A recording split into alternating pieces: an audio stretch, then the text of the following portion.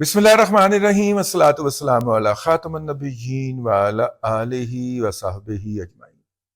अस्सलामु अलैकुम व रहमतुल्लाहि व बरकातुहू। पाकिस्तान के वजीर आजम जनाब शहबाज शरीफ साहब पहली फ्लाइट पकड़कर वडे जहाज के ऊपर कतर पहुंचे हैं। कतर जो है उसका दारुल हुकूमत दोहा है। दोहा के अंदर हमास जो कि अखवान अल मुस्लिमीन का एक फलस्तीनी चैप्टर है और जो इसराइल के खिलाफ इस वक्त मुज़ाहमत कर रही है और इसराइल उसको हर जगह पे घुस कर मार रहा है, उसके कायदीन को बुलाया गया कि फ़लस्तीन के अंदर अमन किया जाए। हमास के कब्जे के अंदर जो इसराइली फौजी हैं उन फौजियों को वापस भी कर दें, ठीक है, और आपके भी हम फौजी रिहा। अब उसके मुकाबले में इसराइल ने बेगुनाह नहित्ते फलस्तीनियों को गली मोहल्लों से पकड़ के 4 साल से लेके और 40 साल तक के नौजवानों को जेलों में बंद रख के बदतरीन तशद्दुद का निशाना बनाना शुरू किया हुआ है। तो आप आपस में बैठ के सुलह कर लें। इस सुलह का जो ब्रोकर है, जो आड़ती है इस सुलह का, उसका नाम है कतर।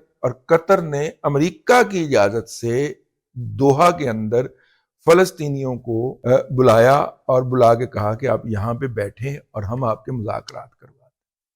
और जब वो लोग पहुंच गए तो पहुंचने के बाद उनके ऊपर इसराइली तैयारों ने हमला कर दिया। हमला किस तरह किया ये हम आपको बता चुके हैं। बाइन ही इससे पहले अफगानिस्तान के मसले के ऊपर तालिबान के साथ अमेरिका की वो सौदाबाजी कतर करवा चुका है और यूं कतर ने अमेरिका को एक किस्म का बेल आउट किया उसमें से, उस बहरान में से। अब जनाब पाकिस्तान के वजीर आजम कतर रवाना होने और पहुंचने से पहले पाकिस्तान के नायब वजीर आजम ने अक़वाम मुत्तहिदा की सलामती कौंसिल का इजलास तलब करवा दिया कि जनाब उस इजलास के अंदर हमें कतर के साथ इजहार यकजहती करना है। जिस चीज की तरफ मैं आपकी तवज्जो लाना चाह रहा हूं वो ये है कि जब शहबाज शरीफ साहब वहां पे गए हैं तो शहबाज शरीफ साहब के साथ अताउल्लाह तारड़ साहब थे और नायब वजीर आजम इसहाक डार साहब थे और ये वहां पे उतरे हैं जहाज से और जहाज से उतर के ये रवाना हुए हैं। तो उस वक्त एक तस्वीर जारी की गई है। उस तस्वीर में अकेले शहबाज शरीफ और साथ उनके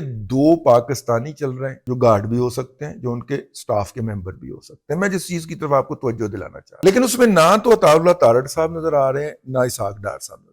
और फिर ऐसी तस्वीर जारी करने की जरूरत क्यों पेश आई?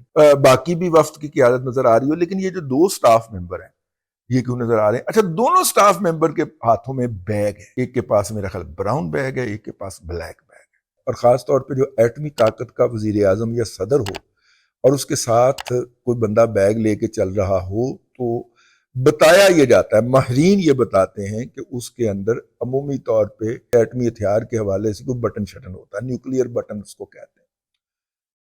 अच्छा, न्यूक्लियर बटन होगा तो फिर एक बैग में कैरी होगा, यहाँ पे तो 2 बैग हैं।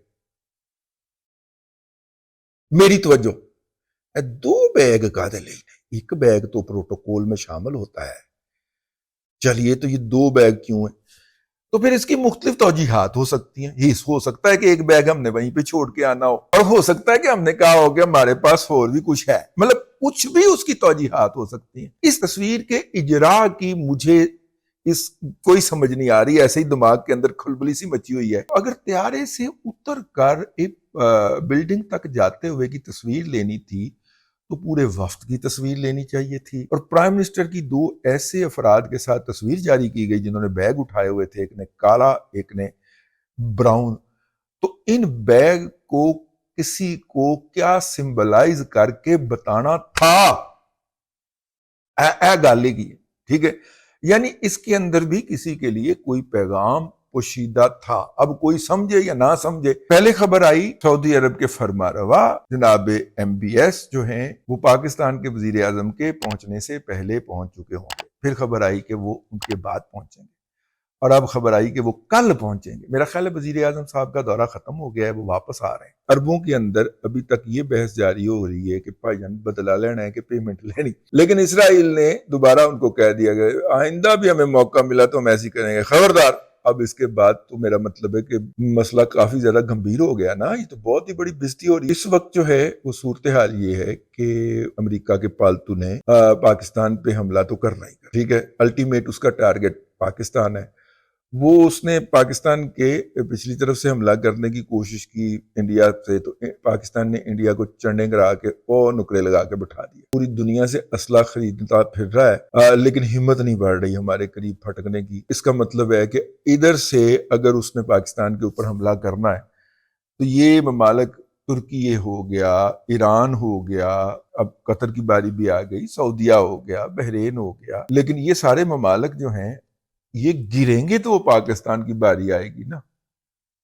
اگرچہ ان میں سے بہت سارے پہلے بھی اس کے ہاں گرے ہوئے ہیں، اس کے قدموں میں گرے ہوئے ہیں، لیکن یہ اب گریں گی تو پاکستان کی باری آئے گی. اس لیے پاکستان نے بڑھ چڑھ کے ایران کو سپورٹ کی ڈپلومیٹک لیول کے اوپر، کیونکہ پاکستان کو پتا تھا کہ ارے بات ساڑھی باری اس کو ہی کھڑا کر دینا. پاکستان نے اس کو فل سپورٹ دے کے کھڑا کیا. اس خطے کے اندر کسی بھی ملک کے اندر غیرت کی اگر رمق جاگے گی، عربوں کی خاص طور پہ بات کر رہا ہوں، اور وہ کھڑا ہونے کی کوشش کرے گا، پاکستان پہلی فرصت میں پہنچے گا پائن ساڑھے لائق کوئی دسو، ہمارے لائق کوئی کھڑے ہو، آواز نکالیں آپ، بس پھر دیکھیں ہم کیا کرتے ہیں. ٹھیک ہے نا، پاکستان پہلے ہی پہنچ جائے گا. وہ جتنا کچھ ہم اپنا بناتے ہیں وہ تو دے سکتے ہیں، اور اپنا ہم ٹھیک ٹھاک بناتے ہیں، اور ان کا بھی اگر اسلحہ یا جو چیزیں ہیں وہ سیدھی کر کے چلائی جائیں تو وہ بھی کافی ہیں اسرائیل کو نپٹنے کے لیے. اصل میں امریکہ دھوکہ یہ دیتا ہے ان کو کہ ان کی چیزوں کے کہتا ہے جی آپ ہم سے ریڈار لیں گے، ہاں جی ریڈار لیں گے، تو ریڈار کے ساتھ جناب آپ کا آپریٹر بھی ہمارا ہی لے لیں، آپ نے کیوں کرنا ہے، آپ بیٹھیں محل کے اندر عیاشی کریں، اور جب ان کے اوپر حملہ ہوتا ہے تو ریڈار آف کر دیں. اور آج کل کا دور جو ہے اس کے اندر حملہ تو یہ ہوتا ہے نا، فجر کی نماز کے بعد ہم نے حملہ کیا تھا اور 9 بجے جا کے مودی صاحب لیٹے ہوئے تھے، امریکہ کے قدموں کے اندر کسی جنگ بندی کروائے مارے گئے. آج کل تو جنگیں وہ نہیں ہے کہ 9 سال ایران عراق جنگ لگی رہے گی، نہیں پائے نا، منٹوں سیکنڈوں گھنٹوں میں فیصلہ ہو جانا ہے. پاکستان جو ہے وہ منٹوں سیکنڈوں والی پارٹی ہے. کہتے تھے 96 گھنٹے 96 دن جنگ چلے گی، میں کہ 96 گھنٹے بھی نہیں چلے گی، 96 منٹ کے اندر فیصلہ ہو جانا ہے. ہو گیا، ٹھیک ہے نا. اب لوسی کتی کی طرح پھر رہے ہیں. بھارت کا نقصان کہاں ہوا؟ یوتھڑوں کے اکاؤنٹس کے اندر جو اجیت ڈیول کی گندی اولاد ہے وہ آ کے تو ہمارے پوسٹوں کے اوپر سوال کرتی ہے، وہ ماما اسی کیوں بخائیے، ساری دنیا دکھا رہی، ساری دنیا کا میڈیا دکھا رہا ہے، تمہاری جو دھوتی اڑی ہے ہوا کے اندر اور نیچے سے جو کائنات نظر آئی ہے وہ پوری دنیا نے دیکھی ہے. بھائی ہمیں کیا بتانے کی ضرورت ہے، دکھانے کی ضرورت ہے؟ یہ تیرے پوسٹ کے نیچے میں جا کے لگاؤں کہ یہ ہوا ہے، میرے پاس اتنا ٹائم ہی نہیں ہے. وہ دنیا دکھا رہی ہے، تمام دنیا کا میڈیا دکھا رہا ہے، دنیا کے سوشل میڈیا ایکٹیوسٹ دکھا رہے ہیں. تو یہ ہے جی صورتحال. قطر جو ہے وہ اگلے 24 سے 48 گھنٹے لے گا یہ فیصلہ کرنے میں کہ وہ یہ بےزتی کیسے ہضم کرے اور اپنے آپ کو پھر معتبر آدمی کے طور پہ کیسے یہاں پہ کھڑا کرے. نظر رکھے ہوئے ہم اس سے بات کریں گے. اب تک کے لیے اتنا ہی، اگلے ولاگ میں پھر حاضری ہوگی. اللہ تبارک و تعالیٰ آپ کو آسانیاں عطا کرے اور آسانیاں خلق خدا میں تقسیم کرنے کی توفیق عطا کرے.